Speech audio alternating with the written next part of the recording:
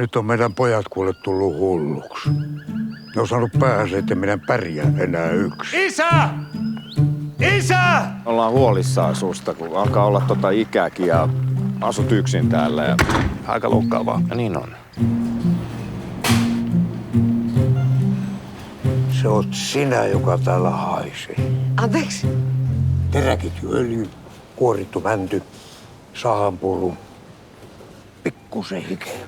Mä oon Saimi. Jaa, mikä nainen. Skibis. Anteeksi, kuka siellä on? Isäs puhelimessa Saimi. Pystyisikö sun äiti rikolliseen toimintaan? Tuolla pyörii semmosia vanhushuijareita. Saanko mä ottaa susta kuvan?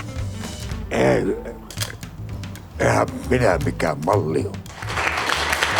Enpä semmoista tarvitsekaan, vaan ihmistä. Annetaan elämän päättää reitti. Kruuna vai klaava? No, Klaava, Oikeelle pääseekö tuolla tavalla perin?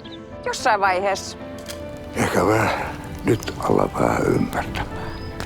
No, mikä siis on loman tarkoitus? Katsoa pitkään sitä ihmistä, jonka kanssa matkalle on lähtenyt. Kauniisti sanottu.